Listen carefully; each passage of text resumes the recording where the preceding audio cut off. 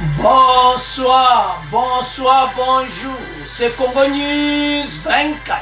Bande Konanga, comme toujours avant de commencer notre émission, nous disons merci à Dieu. Nous disons merci à nos chers abonnés et téléspectateurs qui nous suivent partout dans le monde et en RDC. Bande Konanga, soyez les bienvenus. À la une, chers téléspectateurs, on va commencer cette émission Bandeko avec la MONUSCO. Manifestation à Béni contre la MONUSCO pour les départs. Bandeko va bloquer Nzela. MONUSCO a l'écarté. Alors police a obligé à bête à massacre le coro pour MONUSCO baleka. Baboy bamokaka. Alors Bandeko nanga tous à la connecter. Peut-être développer ensemble. Deuxième point chez téléspectateurs. Toko divisant en deux parties. On va commencer d'abord avec Rotterdam. Et Pai Wapi, Fatia Djumalo Babandeko. 36 milliards de dollars par an pour faire face au changement climatique en Afrique. Alors, tous à la connecter na partie wana. Et puis, à Watogoloba Oeindi, les États-Unis, babaxé sur 3 millions et commis 13 millions de dollars pour n'avoir supporter élection 2023. Bandeko botala. Makamuso leba kaka élection ka makamuso ba we débisoti. Alors, tous à la connecter, peut-être développer une émission là-dessus. Troisième point chez téléspectateurs. Awa et Yindi. Pensez-vous que le remaniement du gouvernement est nécessaire? Alors, Togoyo ka débat live. Bandeko, nakata débat na, le IP Jamal Kabunda, même qui ba minba, bata FCC na gouvernement. Alors, pour kakabatia basa la ba obienti. Le qui ba ministère monsieur Salati. Yango, pensez-vous que le remaniement du gouvernement est nécessaire? Débat. Bokoyo ka ndenge au peuple à Koloba. Alors, ils ont kuinda l'émission. Tous à la connecter. Chers téléspectateurs, émission d'Absé Bandi et comité haute sur l'ensemble de la situation politique. Bandeko, premier point déjà. La MONUSCO dégage, Balobi, MONUSCO à Kindi, à Béni, Lelo, peuple à Tambouli a bloqué Nzela, MONUSCO à Zoya, Babake Bazoya, Bakangi, Batelemi, Liboso, va blender la Mole Kati. Bon quitter le territoire, bon kendi. Alors, intervention à la police bayaki. Ba beti masasi likolo, pona kubenga na peuple, pona koleksa MONUSCO. Zo laksati sikoyo, bazana besoin que MONUSCO a kendi. Do ba sepela ni karate. Alors, bandeko, eza somo. Alors, soko sotala dossier clairement, MONUSCO a oumé na saki lokote. Mais ils ont résisté, pour les intérêts. Makambo ba otika na RDC, place aux abazo lingote poko zo tingama. Donc quelque chose est ça. Alors totanga, ndeni makambo les gars qui na Béni. Bon, on continue. Et il y a une manifestation à Béni contre la MONUSCO, le peuple pour le départ. Donc peuple Bénin pour le départ de ONU. C'est au cours d'un passage forcé des casques bleus de la mission de l'Organisation des Nations Unies pour la stabilisation du Congo, MONUSCO, escorté par les éléments de la police nationale congolaise. Pensez que ces dégâts ont été enregistrés l'avant-midi de ce mardi 6 septembre 2022 en ville de Béni. En effet, la population s'est opposée contre le passage de la MONUSCO en ville bloquée. Les casques bleus, escortés par les éléments de la PNC, ont été obligés de tirer des coups de balle pour créer les passages. Donc, notre police, na MONUSCO, pour peuple à Panzana, parce que moi, ils ont bloqué. Quand ils ont bloqué Bino, et ça pour balingi Bino te. Bamonge Moussalo Bossana aidé ces athées. Ah, Batouyo. Non, ce n'est pas possible. Alors, bête Massali Kolo pour peuple à Panzana, une situation qui va occasionner des altercations entre les deux partis anticomunistes, population et MONUSCO. Population et MONUSCO bazolo karate. C'est dans cette circonstance qu'un jeune homme, une vingtaine d'années, va perdre sa vie et des autres blessés. Donc, Motumoka Yokufa et puis des autres bazooki pour la manifestation. Dans Kaka Bazooki. Cette information est confirmée par M. Capitula, coordonnateur de la protection civile, qui déplore cet énième cas de mort. Nous venons d'enregistrer un mort lors de ces altérations. Il s'agit d'un jeune homme qui a été tiré par balle et un autre a été blessé. C'est une information que nous avons eue auprès des témoins ayant assuré à l'événement. Cette situation est à la base de la paralysie des activités socio-économiques des centres-villes de Béni. Les jeunes en colère mettent le feu sur la chaussée, barrant tout passage des véhicules.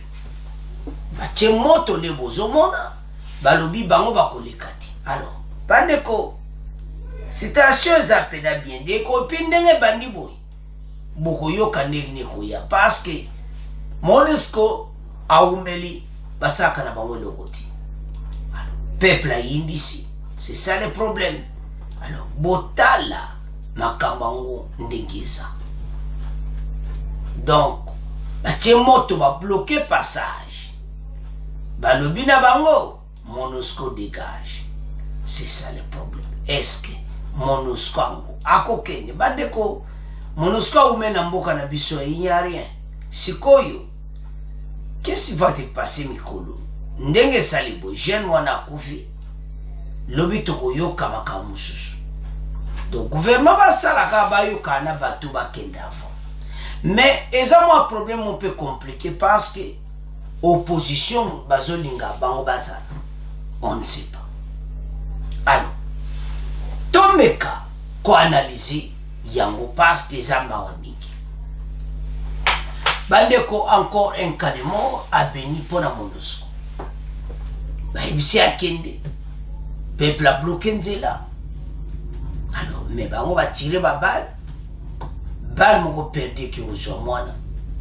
Mais ba tirer ki na likolo ba zo tirer pour ba batu ba panza. Mais balle est sur encore un jeune homme à Koufi. C'est comme MONUSCO boma combien avant akende.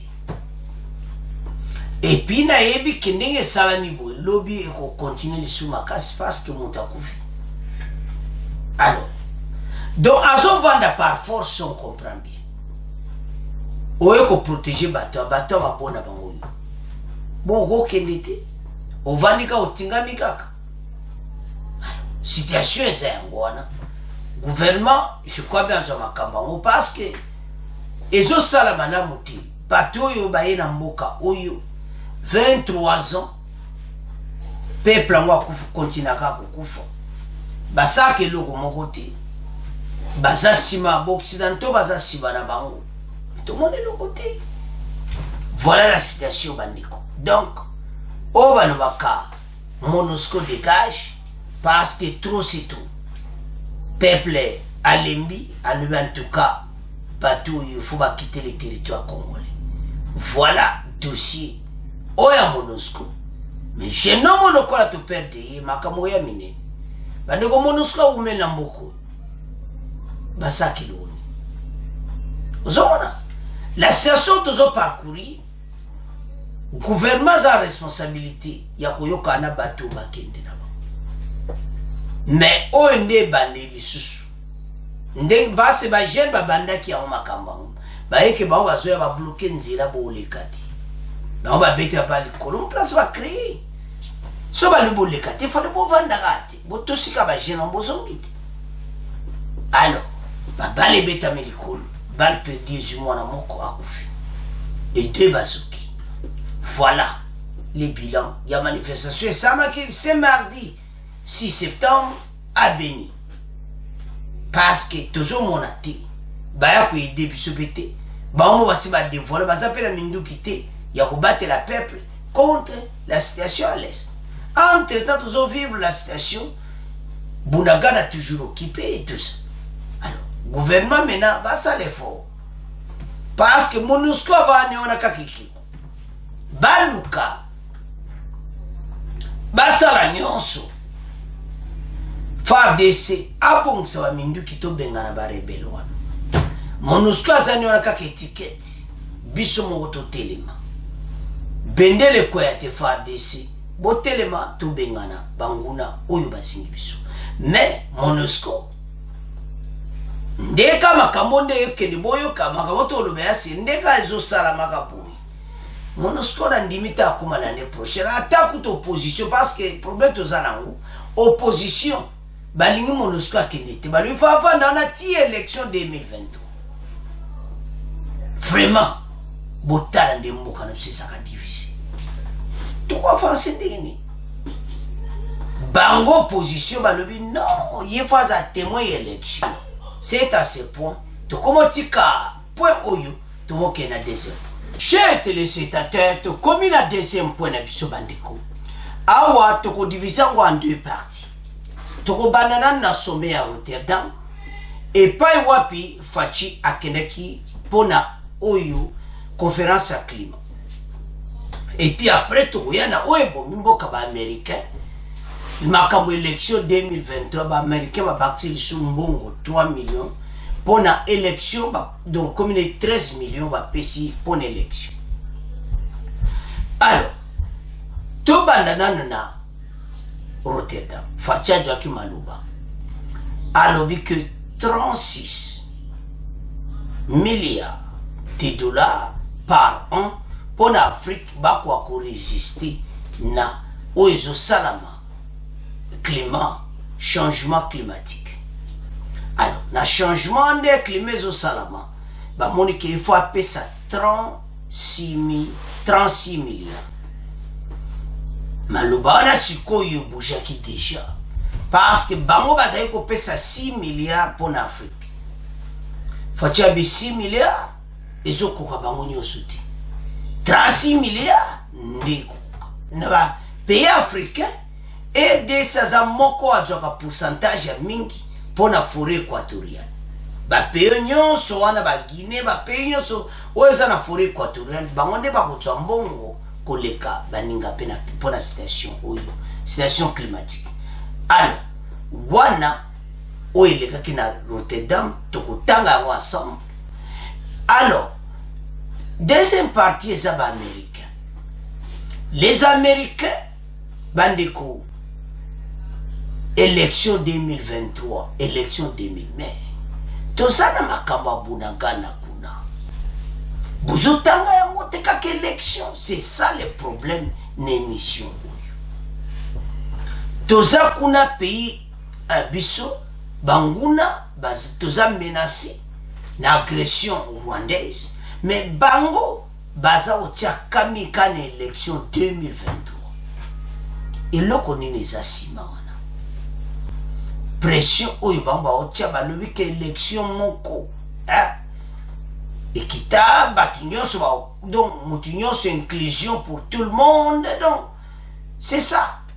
Alors sikoyo mission na bango ezani parce bango nde bazawana bayebi déjà position à chef de l'État que kalate parce que ba comme un problème Occident mobile que bako perdre ba pays africain ba union so sopana côté à Orient Moscou IRSS parce que bango IRSS asa direct asa ko direct mais ba américain occidentaux tout le monde Europe tout ça baza batu ya double tranche do batam o ka mino mi mbele mino mi ba parce que koto ba koloba bwe koto bazo sala. Voilà la situation. Mais ba yeka be na mbongo opesa pona élection. Mais bo perception ba mais to benga na bato wana élection pe kusama bien. Pourquoi pas donner l'argent to benga na 1,23. Élection kusama bien mais bino bo kamka élection makambo ya pression yo elali. Gouvernement c'est à comprendre pas. Alors, tout temps, pour tout avancer l'émission. USA 3 millions de plus pour les élections 2023. Tshisekedi 36 milliards pour le climat. Le gouvernement américain a annoncé ce mardi 6 septembre 13 millions de dollars. Parce que 10 millions, 10 millions, l'élo, babaxi 3 millions de dollars pour soutenir le processus politique transparent, crédible et inclusif à APC. Blinken est causant transparente. Élection est causant makamtu est bien, au bino bo monika yangoana, au lieu que boye débiso makamususu, jamais. Selon une note publiée sur le site internet de l'ambassade américaine à EDC, ce montant de 3 millions de dollars provenant du fonds pour les crises complexes de l'USAID et 1 million de dollars de nouveaux fonds provenant du fonds pour la démocratie régionale pour l'Afrique, département d'État, et soutiendra l'observation internationale et locale des élections présidentielles et législatives de 2023 par des observateurs indépendants qualifiés et non partisans. Mbongo wanozoka yango wanande ba catholique ba welelaka. Ba mbongo yo eza pona ba observateur. 13 millions de dollars indépendants, qualifiés et non partisans. Mais ayez directement publié en mot que le gouvernement talambongo yo ezali pona bato observer l'élection. L'élection oya biso bino bozo observer. Bongo ya bino biso toyaka. C'est ça le problème. Oyo tunini eza biso moko division na kati na biso po eza soni. Alors, avançons. La même note renseigne que l'administration Biden s'est également félicitée de l'engagement du président Tshisekedi pris lors du sommet pour la démocratie de tenir des élections dans les délais constitutionnels et de son invitation à des observateurs électoraux. Le soutien au renforcement des élections et des processus politiques contribuera à des élections plus libres, plus équitables, plus inclusives. En RDC établira davantage une culture de réformes électorales démocratiques, peut-on lire dans cette note. Ces fonds s'ajoutent à l'activité d'intégrité électorale de la RDC existant de 9 millions de dollars, l'USAID, qui continuera à soutenir la commission jusqu'à novembre 2024. Botala, bandeko. Ba américain, penza baza pena o balobaka décidé. Avançons. Cette activité développe des ressources Oyo équité avant de souligner que cette activité forme en train de développer des ressources organisationnelles pour les personnels électoraux et les travailleurs électoraux, fournit une observation et une analyse post-électorale. L'USAID soutient également les organisations de la société civile pour fournir une éducation civique et renforcer la participation des femmes, des jeunes et des communautés marginalisées au processus électoral et soutiendra la société civile et les médias dans leurs efforts pour sensibiliser et contrer la désinformation sur le processus électoral. Alors, Toyoka Biden makambo mbongo bapesi sur l'élection bongo to continuer mission la mission. Et puis l'appui du gouvernement américain au processus électoral en RDC passe de 10 à 13 millions de dollars américains. Cette annonce a été faite ce mardi dans un communiqué de presse de l'ambassade de ce pays ici à Kinshasa. Ce fonds est destiné à appuyer le processus politique transparent, crédible et inclusif en République démocratique du Congo. Les États-Unis continueront de travailler en partenariat avec le peuple congolais au moment où celui-ci se prépare à participer à des élections transparentes, crédibles et inclusives pour élire ses dirigeants nationaux, précise ce document. D'autres détails à ce sujet avec Jean-Claude Lokidile. La diffusion de rapports précis et en temps voulu sur le processus électoral de la RDC par des observateurs indépendants et objectifs permettra aux citoyens de comprendre, de participer et de faire confiance à leurs élections. L'administration américaine se félicite de l'engagement du président Tshisekedi à organiser les élections à temps. Le soutien au renforcement des élections et des processus politiques contribuera à la tenue d'élections plus libres, plus justes et plus inclusives en RDC, ainsi qu'à l'établissement d'une culture de réforme électorale démocratique. Les États-Unis ont également engagé des enveloppes supplémentaires pour renforcer l'éducation des électeurs, soutenir des processus électoraux inclusifs et pacifiques, lutter contre la désinformation et fournir une assistance technique en vue des élections de 2023 en RDC. Ce projet continuera à appuyer la Commission électorale nationale indépendante et les organisations de la société civile jusqu'en novembre 2024. Il vise à former, encadrer et développer des ressources organisationnelles en faveur du personnel électoral et des agents électoraux, ainsi qu'à fournir une observation et une analyse post-électorale. Chers téléspectateurs, tolandi biso nyonso. Siko mbongo wana, observateur électoraux bakuya.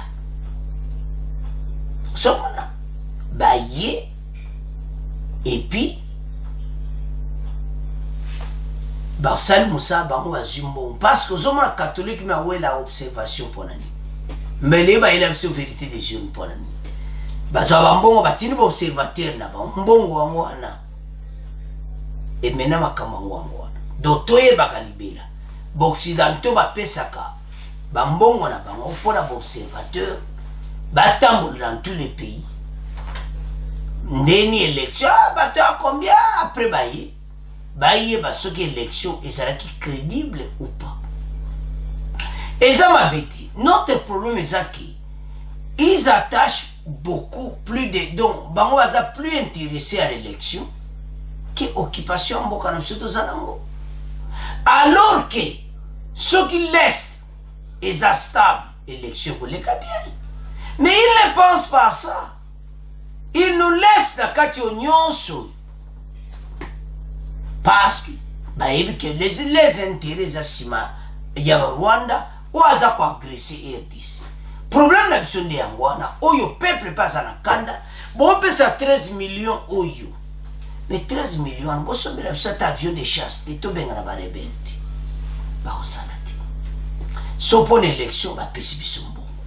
So pour ko benga na est comme na kimia ba o pesa da. Voilà la mauvaise volonté. O basana. Congolais fungola miso. Bako aider bien. C'est bien pour donner cet argent. L'observateur va tamboula na RDC 13 millions de dollars. Alors que 13 millions, beaucoup sont des avions de chasse pour PCB. Mais non. Voilà la situation de Zanango. Beaucoup qui défendent ça, bengana ba rebelle à l'est. Mais non. Les Américains n'ont pas moins libre pour supporter ces élections. Et pas wapi. Baïbi qui biso na biso beta na mito. Toujours soina, discussion, confusion totale. Ouais, le bon gars a gagné, désordre de côtier, tout ça. Pays à la cabo. Tout ce qui a la position, bisoter. Tout ce qu'on comprend des biens occidentaux. Ce n'est pas possible. Bozoya pour la belle élection, boye ba monter ma casse, boye bo pesi tout ça. Tout est bibino. Oh bozo sala et kozongela bino. Parce que tout ce qu'on comprend des bino. Bande ko décision gouvernement bazana ngo. Ba continuer vers l'Orient. L'Occident, il n'y a plus rien. Parce que l'Occident, il y a des positionné au Sassou. Baza bene ba fatia reverser ba mona ndenga mokiti. Oh dialogue fatia ke dialogue na Nairobi. Wapi? oye se bakoya boke bosolola okende Luanda bosolola banda wana mpe basolo mpe evani nango ozomona situation toza nango bandeko eza malamu te bato oyo non on donne beaucoup d'argent comme ça pour la bateau bazoya ko créer coup de désordre d'élection parce que bakoya bamisi bachiffre moi il y a vérité des yeux ezaka bakatolike kasi banani bakozwa mbongo bango ya omona katolike alingaka kama élection bazala wana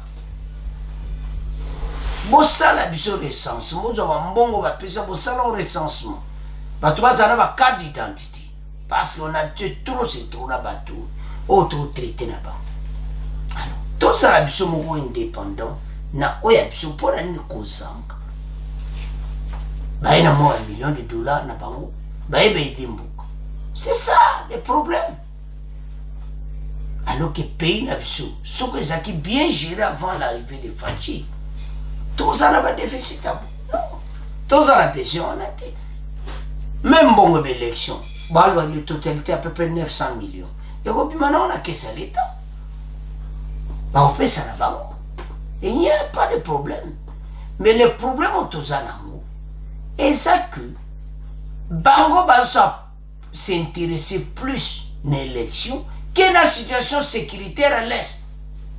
C'est ça qui fait mal. Pourquoi pas s'intéresser plus à la sécurité? Élection et après. C'est élection sécurité ou élection ça m'a comment? Alors que l'élection vous a toute l'étendue de la RDC. Mais nous avons l'espoir que position gouvernement va réviser les Américains occidentaux, tout ça va européen, va américain. De le camp occidentaux va comme une nation ici. Ils sont vers l'Orient. Tout ça va amto benga na bato na bunagane élection pour ça ma très propre. Que bambongo va pesi bambongo wana pour l'observateur après comme yo vérité des yeux. Voilà la situation pas tout ça. Donc wana ezaki première partie. Deuxième partie, Tomé Akotanga, Rotterdam, je m'excuse. Tu sais que dit l'Afrique a besoin de 36 milliards de dollars par an pour faire face au changement. L'Afrique a besoin de faire face au changement climatique, a indiqué lundi 5 septembre, c'était hier, le chef de l'État Félix Tshisekedi. Il a dit au cours du sommet mondial pour l'adaptation de l'Afrique à Rotterdam, Hollande, à l'initiative du Centre mondial de l'adaptation avec la collaboration de l'Union africaine, la Banque de développement et le Fonds monétaire international, ce forum a été organisé en prélude de la COP27 prévue en novembre prochain en Égypte. Pour l'Égypte, en Égypte, 36 milliards et demi, nous avons les grands bassins du Congo. Et ça, on coûte balar ba opesati. Et ça balar na biso. Balar na biso ba benda depuis l'état colonial. Ba mbongo de zonga. Alors, botala makama ondenge ekoleka na COP oyo kozala na Égypte. Alors, à parler un peu ya makambo climat. Mesdames et messieurs, bonjour. Le chef de l'État congolais Félix-Antoine Tshisekedi a pris part hier lundi au sommet de l'adaptation en Afrique tenu à Rotterdam aux Pays-Bas. Au cours de ces assises, le président de la République a rappelé au monde de ses responsabilités face au changement climatique. Ces assises ont été organisées par le Centre mondial de l'adaptation en collaboration avec l'Union africaine, la Banque africaine de développement BAD, le Fonds monétaire international FMI, l'initiative d'adaptation pour l'Afrique et le Forum sur la vulnérabilité climatique. C'est en perspective de la COP 27 prévue dans 2 mois en Égypte. Grâce à Mouzati, nous dit un peu plus. Devant plusieurs chefs d'État, Félix Tshisekedi a rappelé à la communauté internationale et aux pays pollueurs que la République démocratique du Congo reste un pays solution pour aider le monde à résister au changement climatique.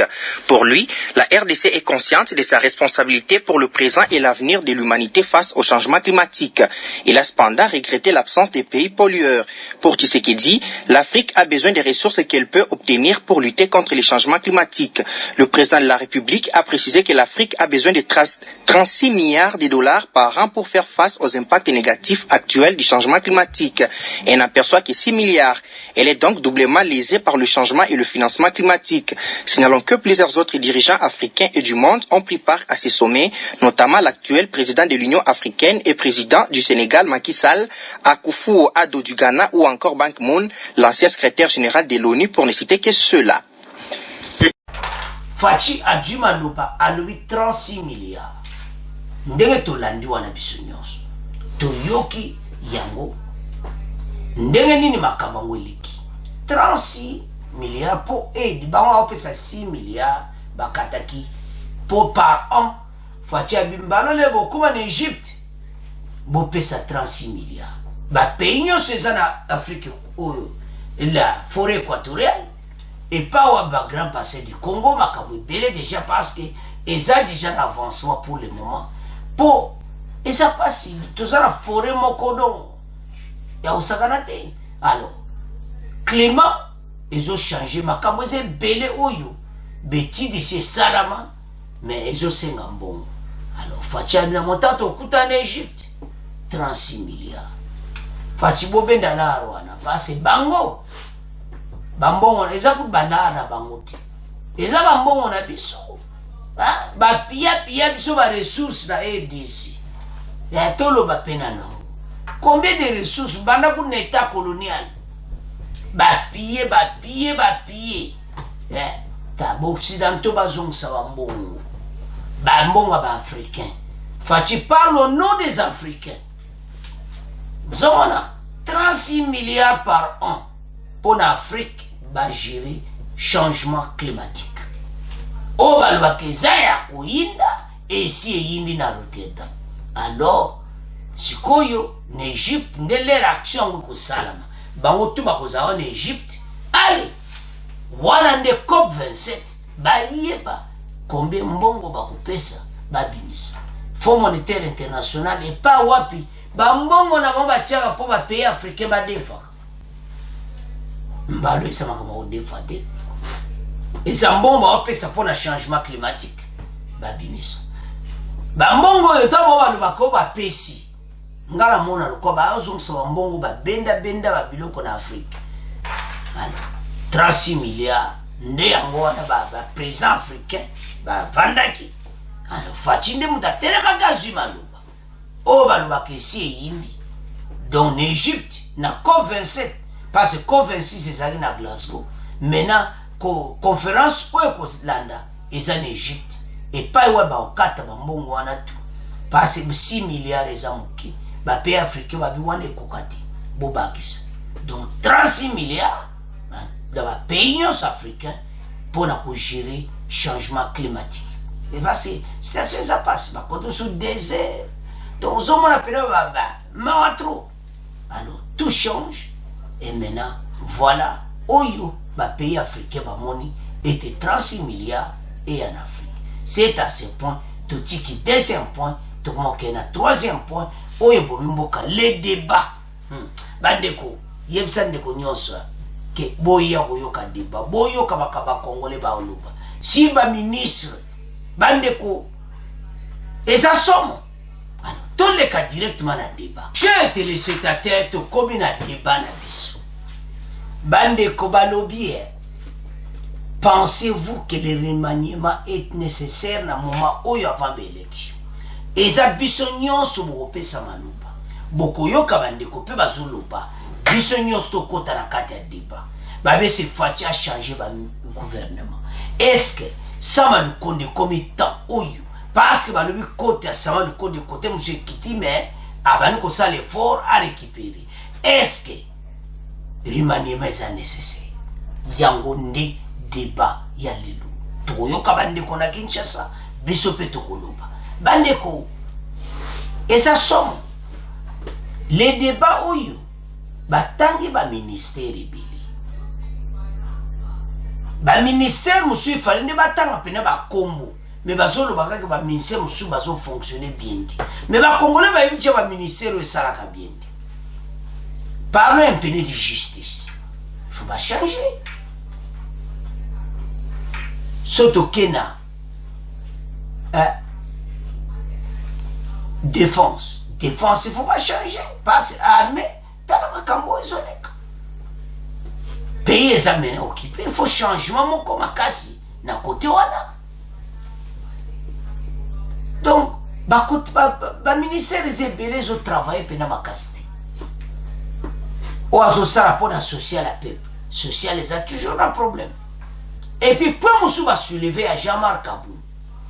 À même qui va député, nous va outaki na FCC. Jean-Marc Kaboun a yé na bango, ba yé ko affaiblir Fachi. Bon, yo ka bande ko za mobulu. Ba secret bimé ko sakana ngote que Jean-Marc Kaboun a kuna a dû battre autorité morale à yé na bango. Batwa na moi bazana Fachi. Na butu bazana mona ex-président Kabi. Sikou. Ba yé ko affaiblir le chef de l'État. Na ministre wa Moussou. Botala, situation tous en monsieur est encore pour nous en gâteau et tout ça. Alors, maintenant, pensez-vous que le remaniement est-il nécessaire à ce moment? Alors, totanga. Et puis, toyoka débat yango. Ne mote peli na plan. Toke toyoki mutu moko to discuter yango. Toyoki ndeko moko to discuter maloba ndeko wana. Chaque fois tokele bon. Alors, pensez-vous que le remaniement du gouvernement est nécessaire? Débat live.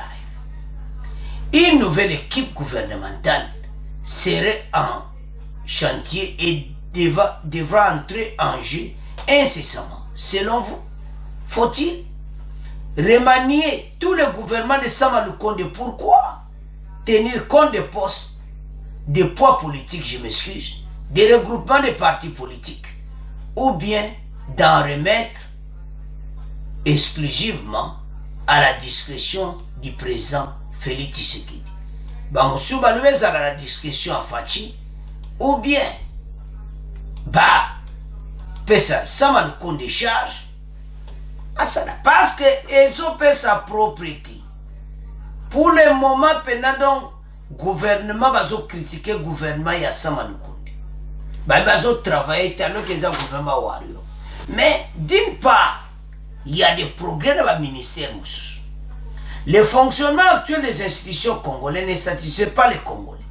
Ils ne sont pas exemples que de 17% des Congolais interrogés à soutenir fortement la manière dont le président de la République travaille. 37% autres la soutiennent, moyenne près de 45%, pas du tout aujourd'hui. 54% des Congolais interrogés dans le cadre d'une enquête souhaitée que le prochain président c'est beaucoup plus à Longola. Makambouana ni osunde tolandi wana. Donc bandeko situation oyo bazo monake pas du tout bazo sala pena mosala biendi. Alors donc ce que tu as la monsieur le moyen monsieur 45 balais pas du tout. Alors est-ce que le remaniement est-il nécessaire? Donc c'est ça le problème. Remanier tout le gouvernement de Samalukonde, pourquoi? Tenir compte des poids politiques des groupements partis politiques ou bien s'en remettre exclusivement au pouvoir discrétionnaire du chef de l'État. Et c'est président, parce que tous ont joué la présidente de la République. Bango ana balobi na moi bazana Fachi na pourquoi bake kosangana autorité morale. Balobi que Jean-Marc Kaboun a memaki batebele ayaki na bango pour affaiblir le chef de l'État. Aba fundi Kaboun que bato to ayaki na bango eza pour affaiblir le chef de l'État. Boyoka makambo bandeko na. Alors toyoka ndekoyo ya liboso. Bongo après tout discuter na émission na biso. Bonjour. Oui, bonjour monsieur Gère. Bonjour à tous les auditeurs. Vous avez la parole. Quel est votre commentaire par rapport à ce sujet? Oui, monsieur Gère, je pense que c'est un bon sujet parce que depuis le début de l'année, nous avions, depuis la fin de l'année passée et puis le début de cette année, nous avions essayé d'évaluer le gouvernement Sam Aluko et nous avions vu que le gouvernement accusait beaucoup de difficultés, beaucoup de faiblesses. Il y a même certains ministères ou certains ministres qui étaient quasiment improductifs et nous avions toujours fait un plaidoyer auprès du chef de l'État et afin de pouvoir remanier le gouvernement. Au début de l'année, nous avions envisagé d'ailleurs la mise en place totale du gouvernement, c'est-à-dire qu'à partir même du Premier ministre ainsi que certains ministres, mais nous avions constaté que depuis de l'année, le Premier ministre s'est quand même amélioré, s'est rattrapé un peu, il fait quand même quelque chose d'important, mais certains ministres, en tout cas, restent inefficients. Voilà pourquoi nous envisageons que les choses changent, que le remaniement soit entamé, amorcé, et que les ministres qui n'ont pas pu produire quelque chose de consistant puissent quasiment être remplacés, en fait, de pouvoir avoir de nouvelles figures qui peuvent réellement, ardemment conduire les différents projets du chef de l'État.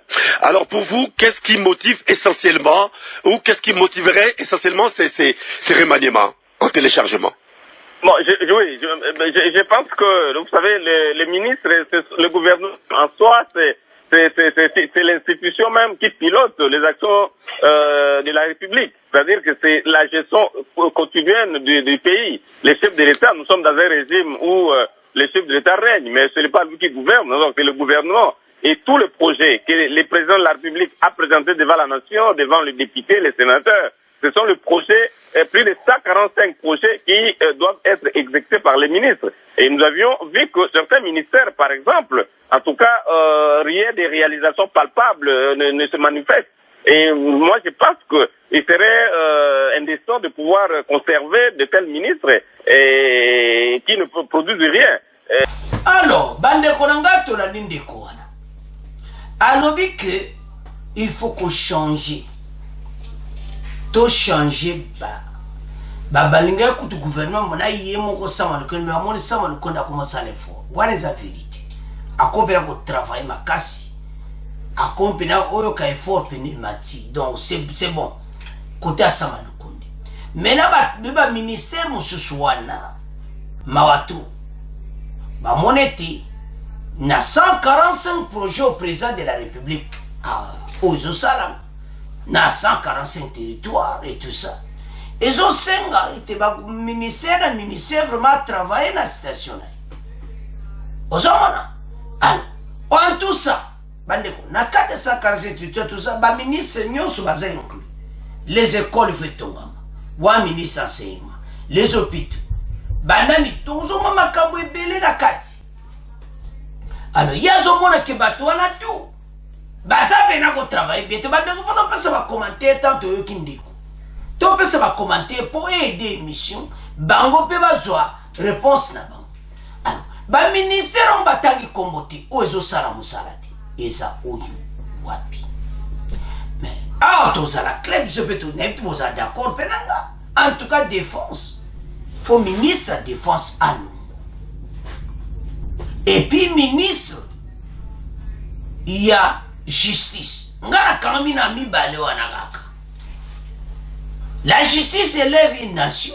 Mais biso mikolo justice mou. L'état de droit fait élève biso. Na mayo. Wow. Mais bazon tout la question est-ce que c'est nécessaire avant l'élection? Ba musu bazon mona que c'est nécessaire tout l'élection. Et to yoka baninga musu. Po baniko makambo za moto awa. Oza ndiko liboso baza 3 autres yoka. Alors maintenant, omona mutu aza na makala ozomona sikoyo eza pena kitoko te mutu wana mbala moko liberté provisoire toza de Saint Jean-Marc Kabund ko bayebisa avanda kuna Kabund avanda kuna mais tozoya na point Kabund mpe po ye mpe batangi hier boyoka ndeko muso kotanga Jean-Marc Kabund bozomona alors situation oyo ba ministre bazo salati balongola bango balobi ke Fachi moko azwa décision wana oui le chef de gouvernement Sama Lukonde c'est Sama Lukonde azomona te que justice c'est un problème azomona teke na défense toza na problème eza opportunité to partager mission yo bapoint nyonso tokoyoka bakongole ntango ozokoma bongisa mpo partager mpe yango parce que makambo toyoka awa yango nde fo mboka na biso échange balongola défense ministre mosu akota balongola ministre ya justice pour état de droit ekomi nango otengama ozomona donc ekomi marato donc c'est ça dossier nde tolandi ndeko wana alors le reste totikama na bino sikoyo tokende na ndeko oyo ya mibale boyoka ye nde ayindisi na baautorité morale ali baautorité morale oyo bayeli biso abi ozomona na moi baza na faci na poko baza na autorité morale do ex-président Joseph Kabila mosusu kuna alobi ke Jean-Marc Kabuna ye na bato ya PPRD et tout ça bato bayaki ozomona mais lelo toza wapi Jean-Marc Kabuna ye moko takomisa contre le chef de l'État tala makambo alors toyoka ndeko ayindisi bon tu continues mission na biso. Vous êtes avec nous? Oui, je suis avec vous, Gérard. Bonjour à vous et à tout le monde. Vous avez la parole, Jacob. Quel est votre avis? Mon avis est simple. Ma lecture, sinon, elle est simple par rapport à ce gouvernement. Moi, je pense que, comme tellement qu'il y avait beaucoup de gens dans il y a beaucoup de gens dans ce gouvernement, c'est difficile d'avoir une seule vision. Moi, je pense que même le chef de l'État l'avait reconnu à un moment donné pour dire qu'il y a manque de coordination. Il y a manque de coordination au sein même de ces partis-là. Parce que aujourd'hui, vous allez constater avec moi qu'il y a, par exemple, les gens qui ont été mis au gouvernement par son ex-RDK, Jean-Marc Kaboul, et qui sont aujourd'hui soupçonnés. Moi, je pense que ces gens n'auront plus le cœur à l'ouvrage. Il y a les gens qui sont là parce qu'ils sont derrière Jean-Pierre Bemba. Il y a les gens qui sont là derrière peut-être Moïse Katumbi. Et vous savez, en politique, comme l'autre l'a écrit, ce sont les problèmes des intérêts. C'est tout le monde qui passe d'abord à remplir sa poche et puis voir aussi comment la communauté va se retrouver. Malheureusement, tout le monde ne regarde pas dans la même direction, tout le monde n'a pas la même vision avec le chef de l'État et chacun est là pour faire ce qu'il disait. Moi, je pense qu'il serait un peu difficile parce que on ne sait pas si c'est un gouvernement d'union nationale, on ne sait pas si c'est un gouvernement, je ne sais pas moi, je ne sais pas le nom que je vais donner à ce gouvernement, mais sinon il est pratiquement difficile que la population puisse se retrouver hier. Donc il y a beaucoup de difficultés et tous les 5 ans pourront terminer comme ça sans que la population ne puisse pas trouver son compte. C'est ça les difficultés. Moi je vois sous d'autres cieux, même dans des pays avancés. Aujourd'hui j'ai fait juste un petit exemple, par exemple la Côte d'Ivoire. Vous savez le nombre de ministres, c'est au moins une vingtaine ou une trentaine de ministres. Mais les choses vont très bien parce que c'est le seul gouvernement. Aujourd'hui, on a vu les gens qui étaient au SCC qui se sont vite précipités autour du chef de l'État. C'était pas pour la souffrance de la population, mais c'était pour se retrouver. On a vu les PPR de mosaïque, on a vu les gens, bon, je ne sais pas. Tout ce monde-là, peut-être parfois pendant la journée, ils sont avec le chef de l'État et le soir, ils se rendent dans leurs autorités morales. Et le terme autorité morale, c'est juste dans notre pays. Moi, je ne sens pas ça sous d'autres cieux où on parle des autorités morales. Mais c'est juste dans notre pays. On ne sait pas ce qui se passe en coulisses. Merci beaucoup, donc, merci beaucoup. Eza somo hey, ndeko Jacob. Abi ba terme pour autorité morale, babi uti wa. Dolani ndeko Jacob. Abi autorité morale paysanne wa ndete ba pays monsieur Zati. Ade ndeko benaji a indisi. Oh, PPD mosaïque. Mosaïque, bango pe baye na marque na bango. Na moi bazana fachi, na poko baza kuna na autorité morale. Na ex-président Joseph Kabila. Donc, tant que la bango baye pour na affaiblir fachi, ba ou pas ex-président Kabila. Pour ba affaiblir fachi. Ozomona. Donc, et ça m'a. Mais, bango baye balito sala gouvernement et union nationale. Est-ce que baye pena na motema moko? Bande ça problème sérieux o ya ndeko Jacob. Faut pena to attendre moto débattre ensemble parce que nga pena l'air mo pèse faut ça aussi mais après et ça la passe. Alba terme autorité morale qu'elle par ambition na pays monsieur Zate. Alors, ce qu'on a la situation à boy. Ba Congolais toujours la démission biso nyonso. Bali bato ba quoi affaiblir les chefs de l'État. Vous avez encore fait ça même. À ça, gouvernement Union nationale, nous avons monté aux années, Jean-Marc Kaboun. À qui qu'on n'évite jamais ça au combat, mais ma bonne ennemi. Ma soeur va au son avant, fait ça éviter. Donc, tu veux quoi affaiblir Fachi? Parce que Kaboun n'a pas de bateau Union soit. Bolandi wana, ba wina bateau mena bateau baza reversé, bateau Kaboun n'a pas. Et pas chef de l'État, voilà, bateau, tout est pour ça, union sacrée de la nation. Nous avons des Kabunda za ne wanati. Moni, ndenge balukaka, le Lazare. Namakala. Et ça y est pas que makambo e kozu koma. Makambo bosalaka e kozu ya sali Fatima bena simanko. Biso tolobi te tolandi wana. Que les personnes Jean-Marc Kaboun a même qui les lobes ont la confusion totale situation où ils ont dengue muta même qui bisa confinga le sous-chef de l'État botala mais Kaboun avait qui n'a pas te belé pas Fachi mais les lois ce n'est pas possible. Où est un secret dévoilé? N'est-ce pas un titre secret dévoilé? Kaboun a été battu pour affaiblir les chefs de l'État. Boyoka, Oyo Kaboun da Salafachi, na débat live. Bosomona. Et maintenant, pays, Oyo ko avancé n'denginini. Aiba musuba yera pona ba poste na bango. Batangi owuti kota Bemba. Ayepe azana besoin akishu. Aye kota Katumbi. Baza musuba avant pour te musuba kota Katumbi ba musuba au travail. Je donne exemple, le Tundula. Ministre des Affaires étrangères, bazo travailler pendant aux Zaganati. Moindo Nzangi azo travailler dans l'enseignement supérieur. Et ça, le ministre, il faut féliciter le travail. Mais, monsieur, n'évitez, Jean-Marc Kaboun, bateau à FCC, akno kutana ba mpendengini. Tout discuter na point. Jean-Marc Kaboun na bateau ba kopa mo ezala ki comment? Amempe bango Hamas.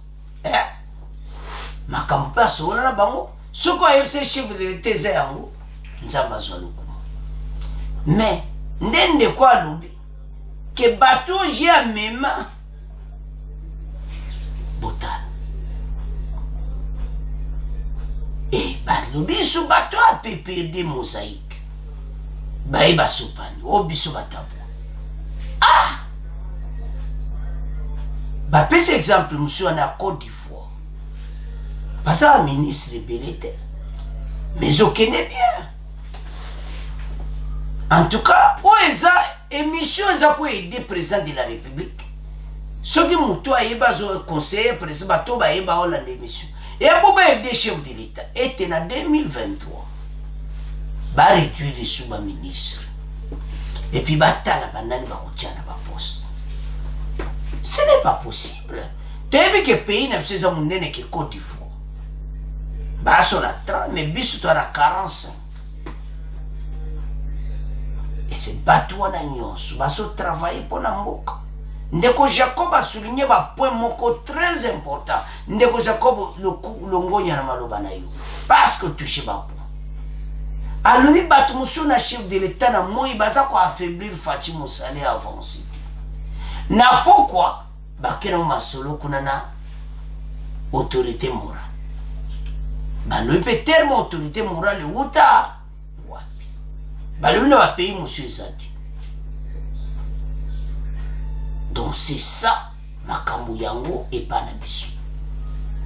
Son à la ligne de Jacob, Fatibo suspendre, il faut supprimer tous ces noms des autorités morales et ajouter.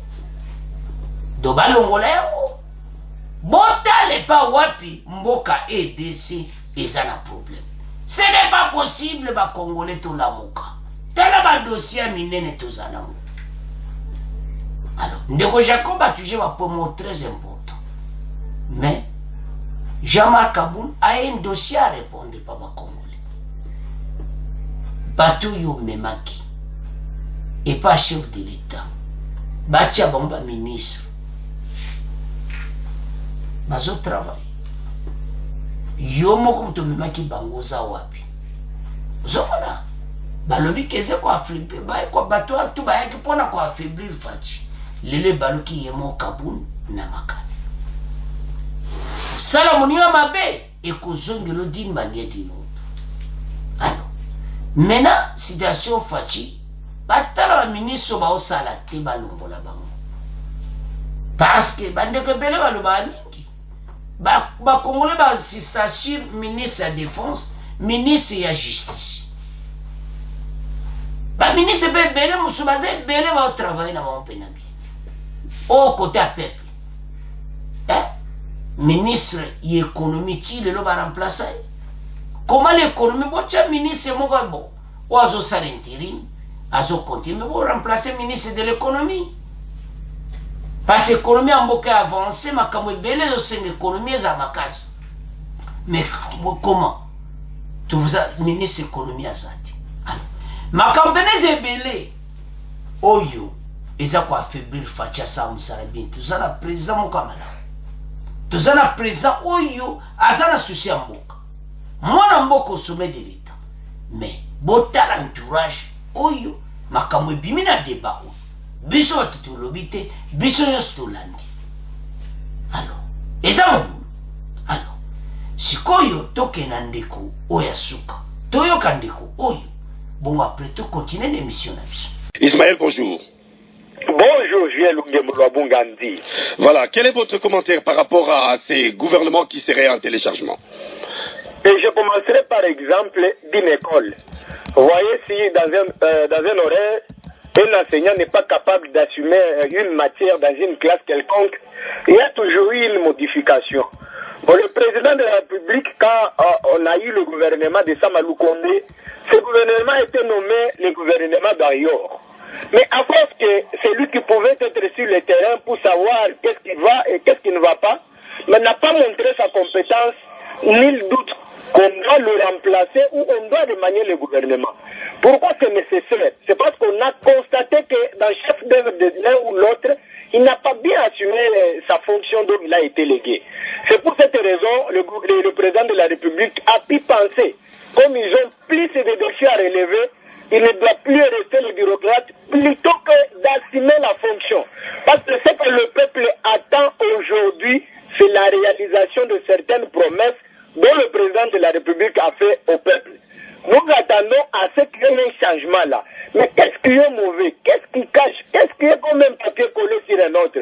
C'est que le gouvernement a été issu d'ensemble de politiques qui n'avaient pas besoin d'avancer. D'autres sont venus pour faire l'échec au président de la République et aux certains programmes dont on avait divulgué devant la population. Pour moi, je pense qu'on doit chercher une personne qu'il faut à la place qu'il faut. Mais quelle est la personne qu'il faut à la place qu'il faut?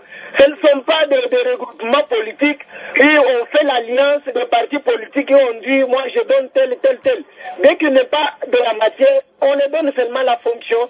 Et ça c'est qu'un pays. Le jour où on aura un gouvernement démocratique, je vous dis, on ne peut pas avoir de temps à autre. Mais le remaniement c'est normal. Mais si on aura un gouvernement démocratique, les gens qui vont travailler à l'intérieur de la population. Est-ce que vous pensez, vous, Ismaël, que c'est opportun à une année des élections? Bon, d'ailleurs, moi je vois que c'est trop. Même dans 6 mois, on peut encore remanier ce gouvernement pour que les actions soient concrètes. C'est ça l'utilité même de ce remaniement. C'est qu'on a constaté qu'il y a un échec quelque part. C'est pour cette raison on veut réaliser ce dont ils nous ont dit. C'est ça, moi. Mais dans une année, c'est trop. Je pense qu'il peut y avoir encore certaines avancées d'une manière ou d'une autre. Bandeko, ça chauffe. Baye kako affaiblir le président de la République. Botala. Comment bandoki à Congo va sopana tina kati ba ministre. Ko affaiblir le chef de l'État. Beaucoup mona na pe butoko yeba beaucoup biba bina poisa. Ce n'est pas possible. Ce qui peuple a une mission, il va payer ça qui bango. Tu comme une année à souka, tu mets ces années nécessaires à Olmani, mais oui. Congolais, nous sommes oui, bande de payer ça un message. Tu partager émission, oui. Tu payer ça un message qu'il faut remanier gouvernement, oui. Gouvernement est cause à la boïté. Bailler pour affaiblir les chefs de l'État. Tu quoi avancer de ba ministre mususu wana bazana bango wana azani kunati ya ebike na erma kosola na autorité morale mais na moya ati affaiblisse donc abanzola ninde kunde kwa lubayeka kwa affaiblir les chefs de l'État. Ozona mission à peuple facile la yaki ozoka bandiko to balobia bandiko bola na mission bandiko to wana basa pour chef de l'État. Mais bateau est fatigué à Zana Bango et Pelé va y pour la quoi affaiblir. Bateau il faut qu'on détecte Bango. Il y a un débat où il bateau yo. Baye bamusu Jamar Kaboun mutamema ki Bango. Tu vas Jamar Kaboun a kufuta penda makama peo asali. Et ça va wa? Yo, oye, oso soutenir que tout ça, l'union sacrée, tout ça, non. Yango ana, ikaka yomo ko ye pona nino yaki suko lo mabe na chef de l'État. Po yomo ye baki bato yaki na bango, baki na mission osusu. Bandeko bato basanga beka bo basa pembeni na yo. Jida azaika pembeni na Jiji. Mais suka ki Jida mabe. Jida yemo ake komi boma pona koteka Jésus. Botu basali Fatima beba kofuta d'une manière d'une autre. Parce que yaza motema pembe. Ya yepo abongisa mboka. Ebela batu batondi baya bayina ba groupe na onyoso voilà. Voilà, c'est mon parti quoi l'ensemble pour les changements. Voilà, nous avons 3 ministres, PPRD mosaïque. Ah. Eso sala mawa na moi ba affaiblir Fachi na poko bazana mama solo na ex-président Joseph Kabila na kingankati vraiment solo mais na moya wa ba affaiblir Fachi. Oh bokase boko bimate siko biso tolobi tulandi wana bazo ya ko affaiblir les chefs de l'État après na poko bazana bonne autorité morale. Voilà les problèmes. Situation à mon boulot, tout est dévoilé. Les Congolais, il faut comprendre Makambo très bien. Que nous avons un président Oyo, qui a pouvoir, après ça qui est priorité n'est pas la population. Mais il y a un entourage comme Mawa. Mais Fatia Sali Bolingo, tout ça la union sacrée. Union sacrée, on va battre motema. Jamar Kabunda zo memelo bato nenge na ndenge. Fatia avait confiance à Jean-Marc Kabou. Et Balou Kaka Jean-Marc Kabou na kufuta na Makabou nenga na yoki boy. Ba Congolais ba yoki. Ah, ça a problème. Nzo ande bateau ya memaki et so pesi dia mobulu mokolo ya finga ki chef de l'État. Siko bateau na siko position na bango comme mobulu. Osomana. Alors, na makambo nyonso bande koza mobulu. Pays na biso ezo senga remanieme salama. Peut-être chef de l'État zomona une année élection à Salati. Mais ekoza mabe parce que ça a besoin avant élection chiffre ya Fachi mata. Osomana. Parce que le peuple a besoin de makambo Fachi alobaki salama. C'est très simple. Et ça kaka makambo oyo chef de l'État alobaki et salami et makambo tu es ok. Mais ce makambo ne salamité, c'est ça les problèmes oyo tozana. Bandeko makambo yo eza mobulu. Mettez ça va congolais. Ete mboka na biso tozana espoir.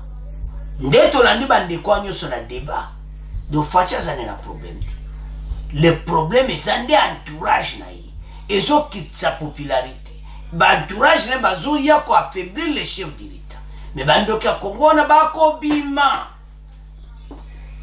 oyo tu bozolinga mboka ya avance te bokokoma na problème bino bajida oyo botondi na kati ya gouvernement Sama Lukonde boza na problème botika EDC so bomoni ke oyaki mpona koaffaiblir mokonzi ofimisaka baposhi na yo me yebake mokolo ezali tolandi deba biso nyonso ekomi ta bakongole batelema alors bandeko bopartage émission oyo ede biso nyonso alors c'est à ce point tokoma clôturer émission na biso bocontinue kosabone massivement bopartage ndeko nano ozotala émission s'abonner te s'abonner po awa ezaka vraiment solo. Alors merci na ba commentaire. Au revoir, à la prochaine.